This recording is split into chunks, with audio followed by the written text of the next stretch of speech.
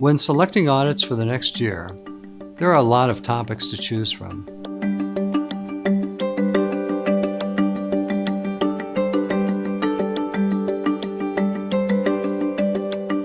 Denver City Charter grants the auditor the power to perform audits. My office is one of the most structurally independent government audit functions in the country. We have access to city records, and city departments are required to respond to our audit recommendations. With this authority, we take our audit responsibilities seriously, and we are deliberate in what we choose to audit. Auditing isn't just about finding problems. It's about helping government work better. We perform audits to promote accountability, enhance transparency, identify risks, prevent waste, support better decision-making, and encourage continuous improvement. Our office conducts different types of audits. There are financial audits, performance audits, information technology audits, and cybersecurity audits. We use a risk-based approach to assess, identify, and prioritize what to audit. In developing a list of potential audits and other types of analysis, there is a lot we undertake. We consider assessments of operations and controls in previous audit reports. We meet with city agency leaders to discuss risks with their agencies.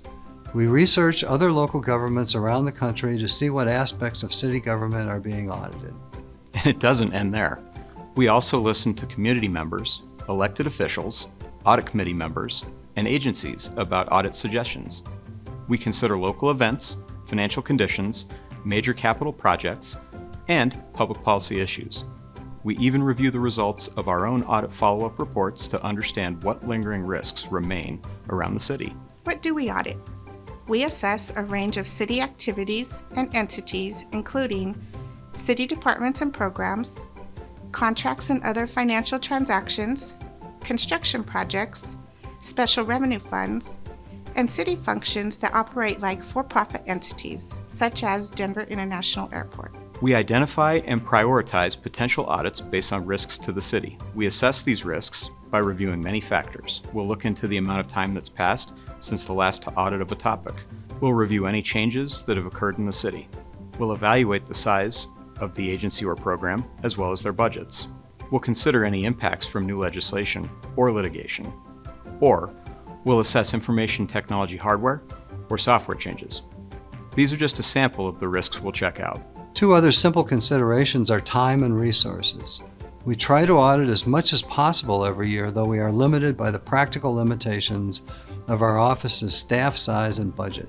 That's why we are thoughtful about what is a priority and what we ultimately choose to audit. Everything we've mentioned is incorporated in the creation of our audit plan. It's an annual document we release in October, as the city charter requires. The audit plan includes all of the audits we intend to begin in the next calendar year, and any audits rolled over from the previous year's audit plan. When putting the plan together, we spend the summer reviewing everything we've mentioned in this episode. We assess who and what should be audited and the reasons why we should do the audit. Let's take a look at a few of the audits selected for 2026, all of which are of high public interest. We're auditing the 16th Street construction project. It was a highly visible project with lots of downtown impact. We'll review the contracts and costs involved. Also, we will audit contracts associated with Caring for Denver Foundation and WellPower activities, and we'll audit Vision Zero bikeway projects. This audit will review the effectiveness and performance of the bikeway programs and may include a review of safety outcomes, goals, and the equity of bikeways throughout the city.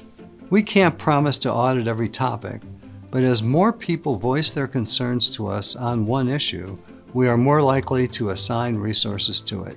In fact, more than 150 residents took part in our Audit Denver campaign earlier this summer and provided audit suggestions.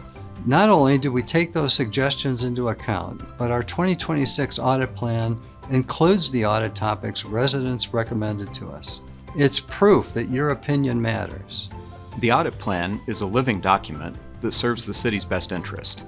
Keep in mind, as unanticipated events occur, the plan's flexible nature gives us the discretion to change course in response to evolving initiatives, priorities, and risks.